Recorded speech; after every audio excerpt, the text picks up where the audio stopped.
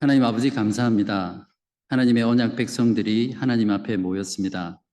말씀으로 우리 가운데 찾아오셔서 듣고 믿고 순종하면 영생을 얻는 그리스도의 말씀을 들려주시고 회개와 믿음으로 반응하는 이 시간 되게 하여 주시옵소서. 그리하여 우리의 유일한 중보자 되신 예수 그리스도 안에서 우리는 하나님의 백성이 오며 하나님은 우리들의 하나님 되심을 다시 확인하는 복된 시간 되게 하여 주시기를 예수 그리스도의 이름으로 간절히 기도합니다. 네. 네, 주보에 보시면 오늘 설교 제목이 뭐라고 되어 있습니까? 네, 네, 극혐이 최애가 되다. 호주에서는 잘 안 쓰는 말 같은데 한국에서는 많이 쓰거든요. 그래서 용어 정의를 먼저 말씀드리고요.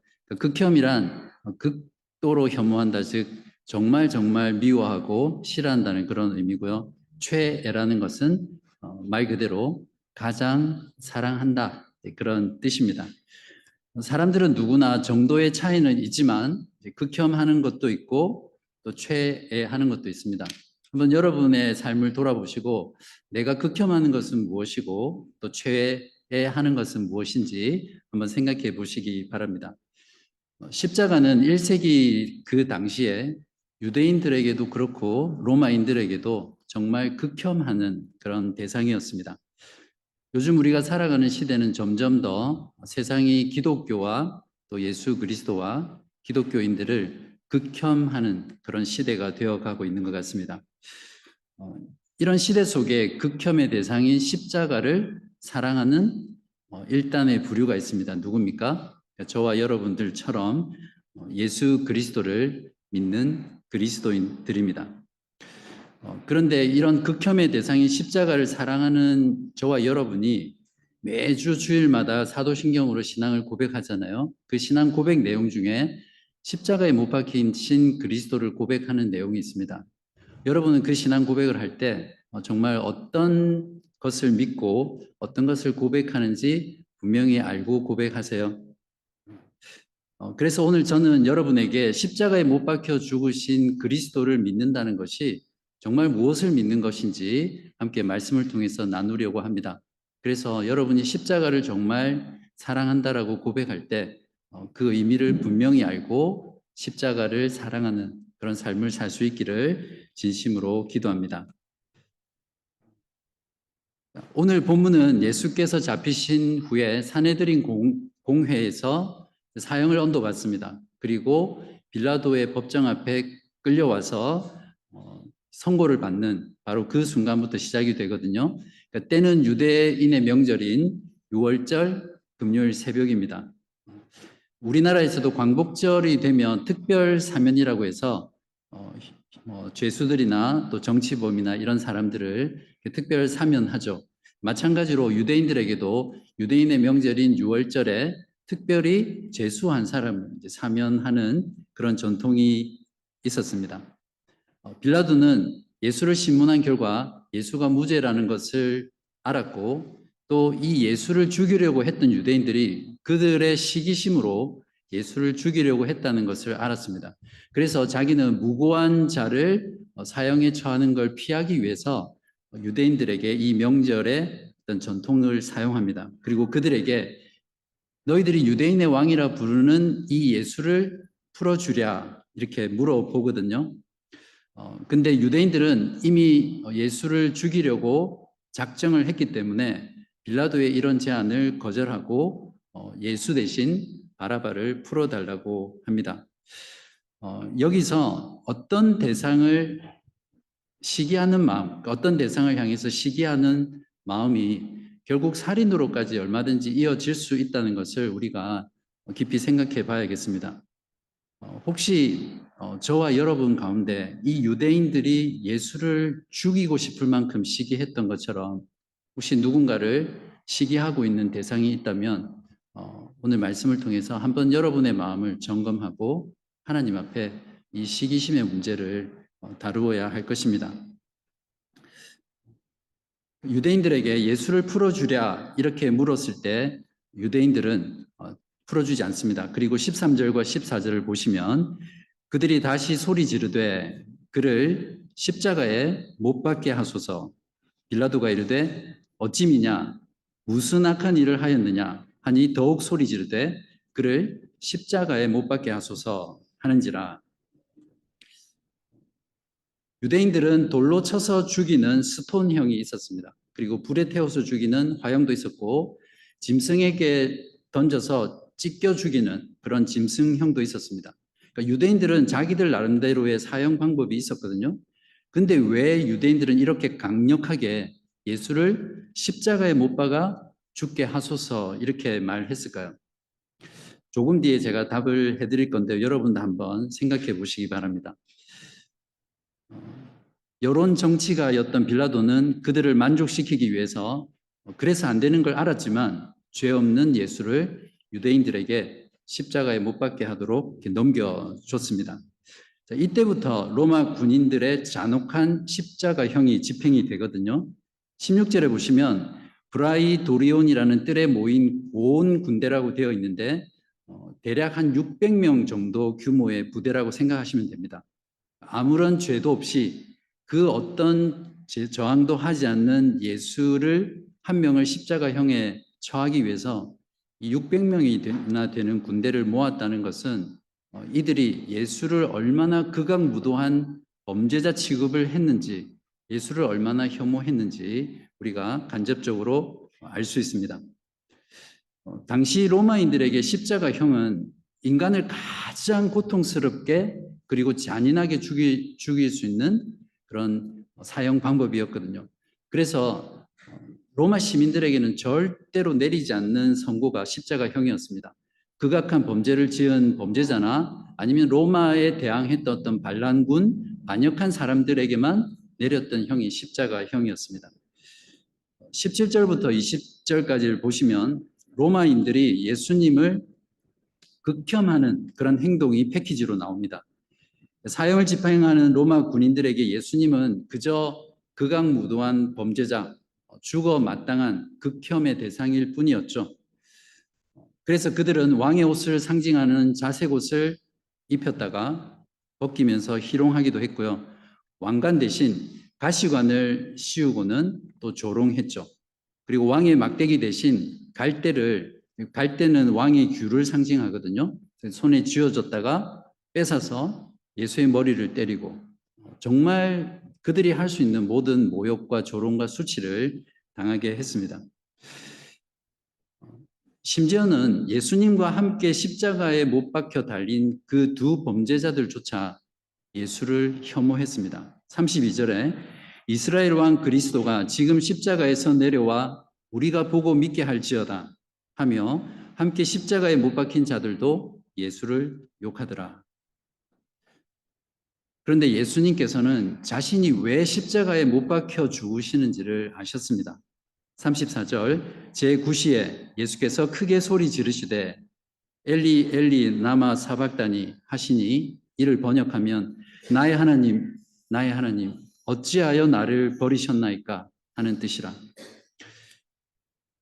바로 이것이 하나님의 아들이신 예수 그리스도께서 받으신 가장 큰 고통이었습니다.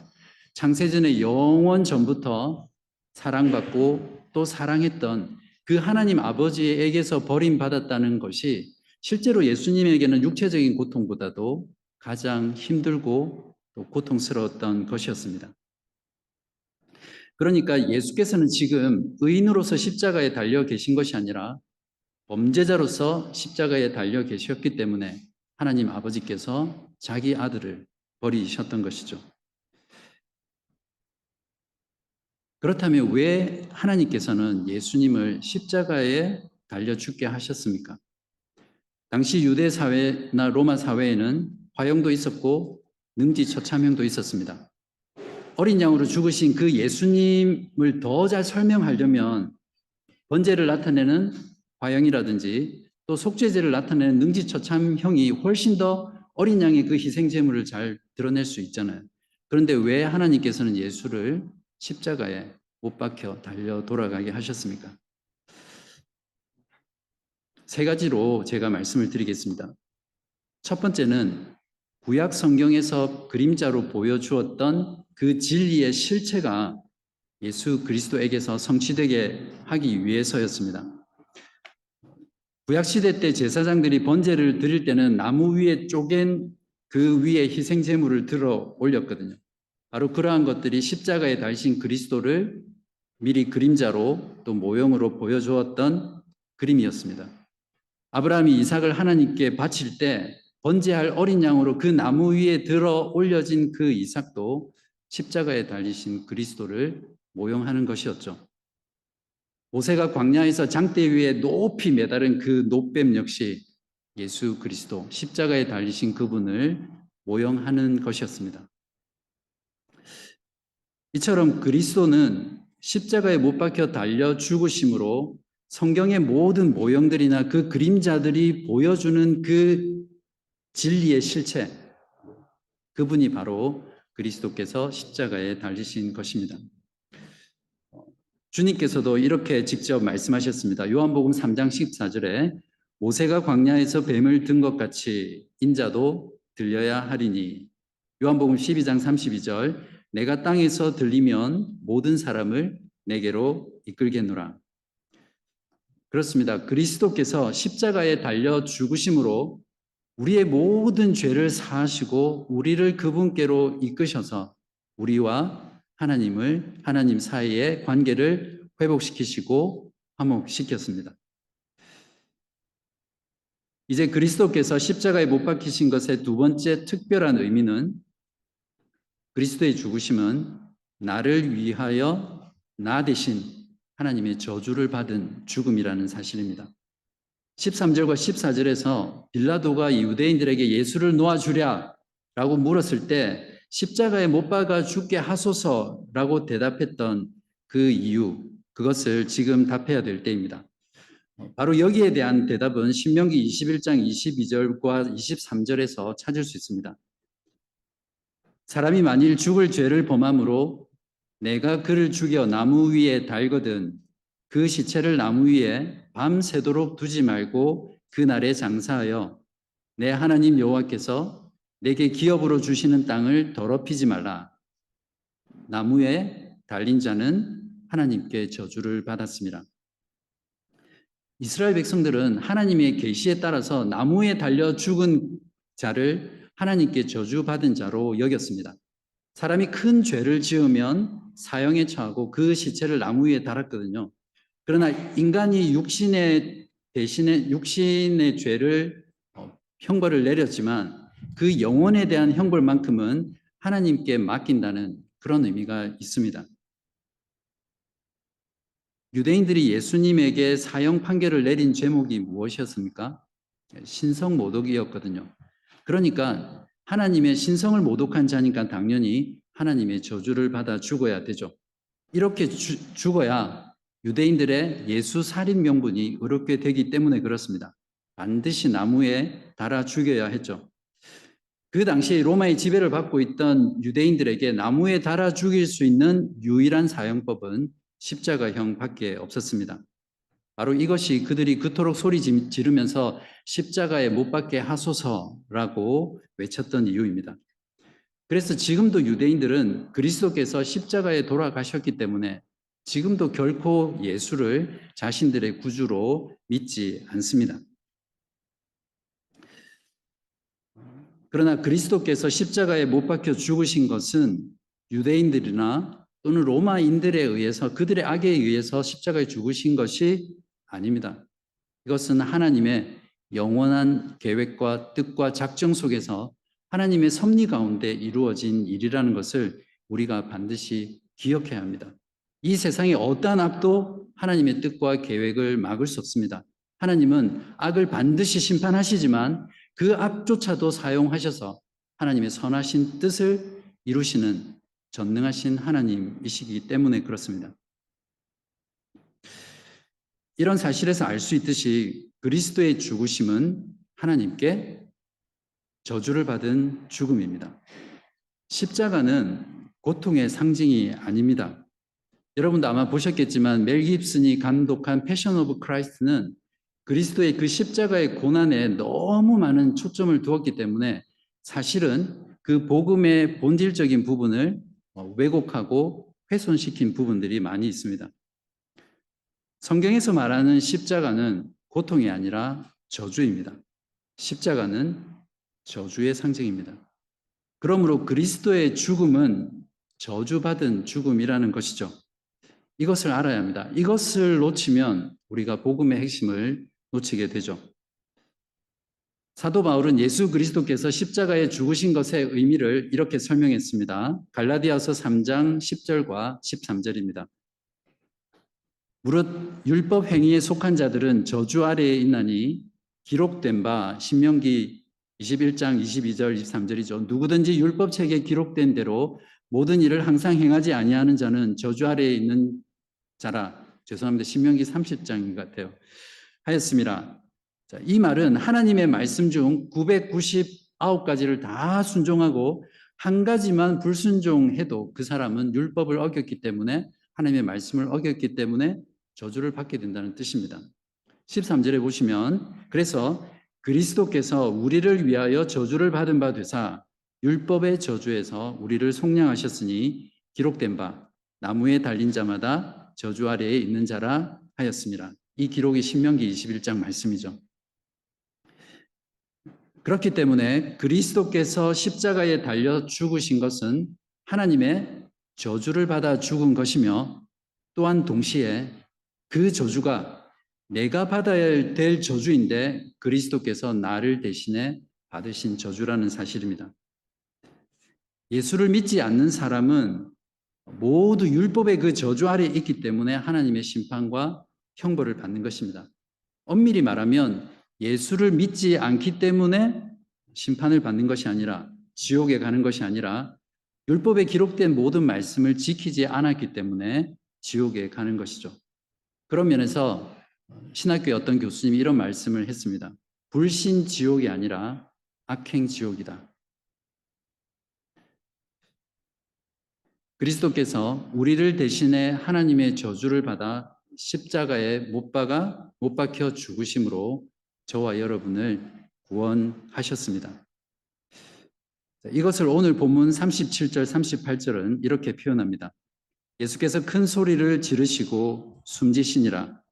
이에 성소 휘장이 위로부터 아래까지 찢어져 둘이 되니라. 십자가에서 예수 그리스도는 자신의 몸이 그 찢기심으로 죄인인 우리가 하나님께 나아갈 수 있는 새로운 상기를 여셨습니다. 바로 이것이 구원이죠. 오늘날 많은 신자들이 구원의 확신 없이 살아갑니다. 그리고 구원의 확신을 얻기 위해서 내가 구원받았다는 어떤 느낌, 눈물을 흘리는 것과 같은 그런 뜨거운 감정, 아니면 어떤 신비로운 체험, 예언이라든지 방언이라든지 어떤 은사적인 체험을 가지고 구원의 확신을 얻으려고 합니다. 그러나 그리스도께서 내가 받을 그 저주를 대신해서 받으셨다는 이 사실만큼 내가 하나님에게서 구원받았다는 것을 더 확신시켜 주는 것은 없습니다. 하나님의 아들이 나를 대신해서 저주를 받았다는 이 사실만큼 이것을 믿고 구원의 확신을 받는 것 말고는 다른 어떤 것도 더 큰 확신을 줄 수 없을 것입니다. 세 번째로 그리스도께서 십자가에 못 박혀 죽으신 특별한 의미는 하나님께 짓는 죄가 얼마나 끔찍하고 그 죄로 인해서 하나님께 받을 그 진노와 형벌이 얼마나 무거운지를 우리에게 시청각 자료로서 생생하게 보여주는 것이 바로 십자가의 죽으심입니다. 하나님께서는 죄를 극혐하시는 분이시죠. 그리스도의 십자가는 하나님의 아들의 죽음이 아니고서는 우리의 죄를 결코 용서하실 수 없을 만큼 우리의 죄가 그렇게 끔찍하고 무겁다는 것을 우리들에게 생생하게 보여주고 있습니다. 저와 여러분이 그리스도의 십자가를 통해 이 의미를 깨닫는다면 우리가 얼마나 죄를 혐오하면서 살아가겠습니까? 또한 그런 끔찍한 죄와 하나님의 무거운 진노의 형벌에서 나를 대신해 죽으신 그 그리스도 때문에 내가 구원받았다는 그 사실에 우리가 얼마나 더 큰 감사를 하며 하나님께 나아가겠습니까?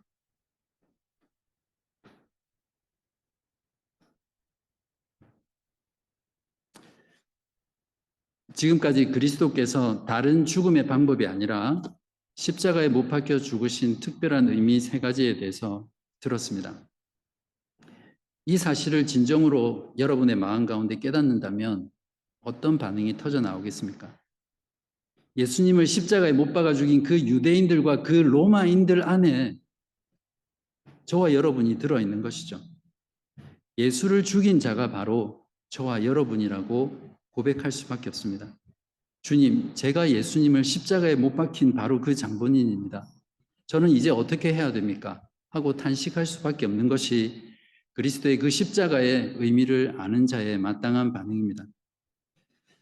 내 죄로 인해 내가 당해야 될 그 하나님의 저주를 그리스도께서 대신 받으신 거로 그 사실로 인해서 나의 가슴을 치며 회개하고 하나님 앞으로 나아갈 것입니다. 그리고 오직 예수 그리스도 그분만을 나의 구주로 믿고 영접하고 그분만을 의지하게 될 것입니다.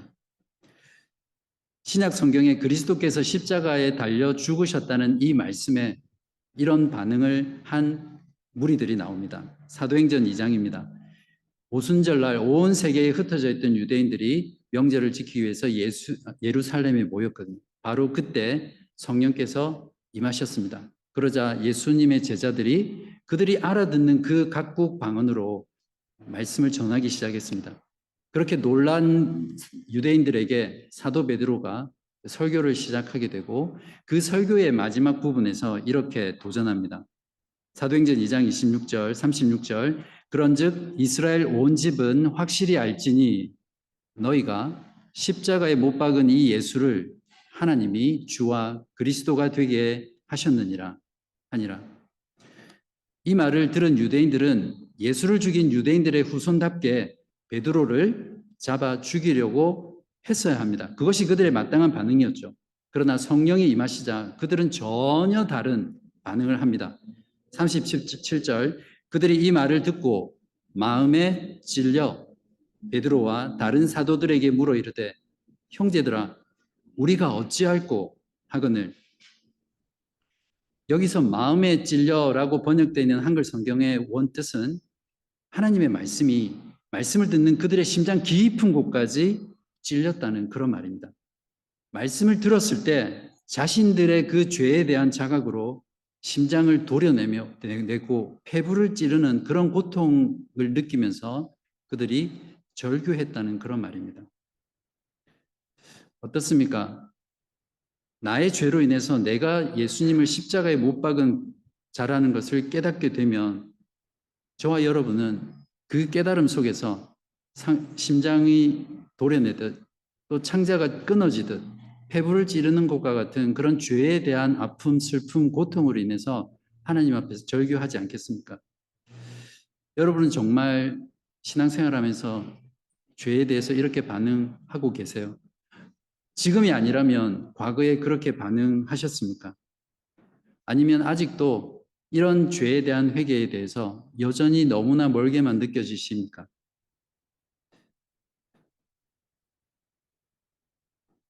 예수 그리스도를 십자가에 못 박아 죽인 자가 바로 나라는 그 사실을 자각한 자는 어떻게 반응합니까? 사도 베드로의 대답을 들어보십시오. 38절입니다. 베드로가 이르되 너희가 회개하여 각각 예수 그리스도의 이름으로 세례를 받고 죄 사함을 받으라. 그리하면 성령의 선물을 받으리니 40절 또 여러 말로 확증하며 권하여 이르되 너희가 이 패역한 세대에서 구원을 받으라 하니 이 말을 들었던 사람들은 실제로 회개했고 믿었고 세례를 받았습니다. 그리고 여러분도 잘 아시겠지만 이날 하루 만에 예루살렘 교회에 3,000명이나 되는 교인들이 하나님의 교회에 접속을 했습니다. 마찬가지입니다. 여러분 역시 죄를 회개하시기 바랍니다.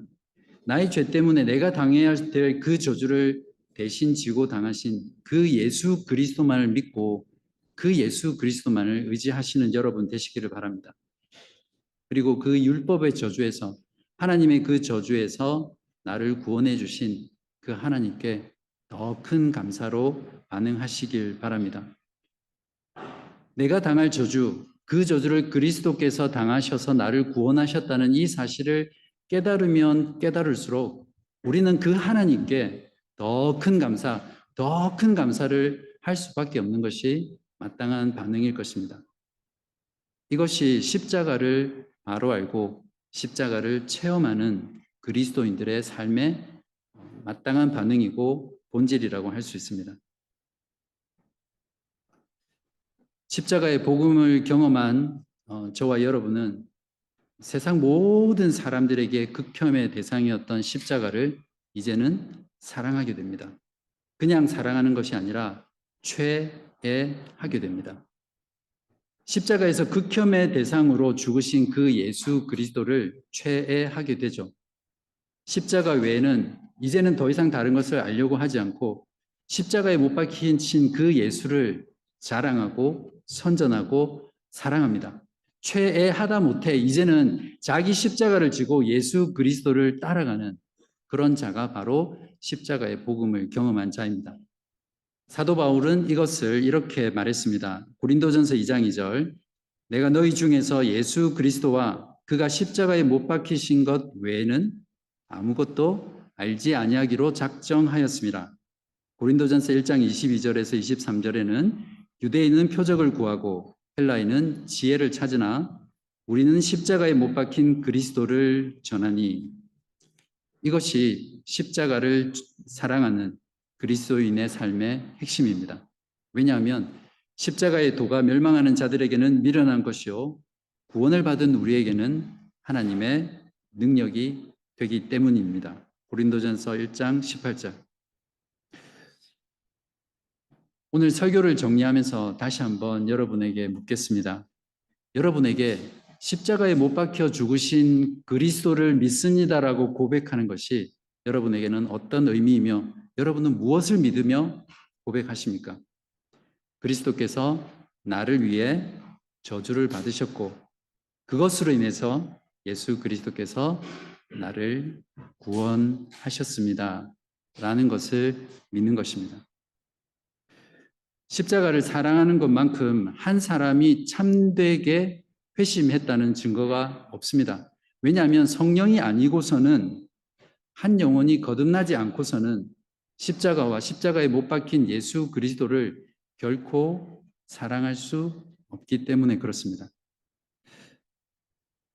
설교 전에 불렀던 갈보리산 위에라는 찬송은 십자가의 의미와 십자가를 사랑하는 자의 삶을 참 잘 표현해 주고 있습니다. 3절 가사인데요. 험한 십자가에 주가 흘린 피를 믿는 마음으로 바라보니 나를 용서하고 내 죄 사하시려 주가 흘리신 보혈이라. 최후 승리를 얻기까지 주의 십자가 사랑하리. 빛난 면류관 받기까지 험한 십자가 붙들겠네. 베나드 목사. 이제 여러분이 최애했던 세상의 죄악, 세상적인 것들, 죄를 극혐하시고요. 여러분이 극혐했던 그 십자가, 예수 그리스도를 최애하며 살아가는 저와 여러분 되시기를 바랍니다. 그렇게 하실 때 성부, 성자, 성령, 삼위일체 하나님께서 여러분을 최애하시리라고 확신합니다. 기도하겠습니다.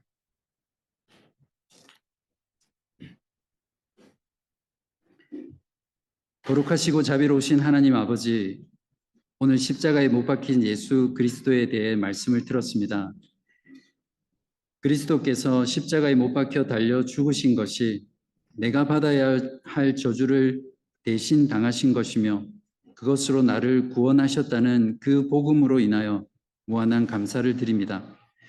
하나님의 아들의 죽음이 아니고서는 달리 나의 죄를 용서하실 수 없으셨던 하나님의 그 공의와 사랑을 찬송합니다. 이젠 제가 주님을 십자가에 못 박은 죄인임을 진정으로 고백하며 나를 위해 죽으시고 구원하신 예수 그리스도만을 전적으로 의지하고 사랑하며 살아가겠습니다.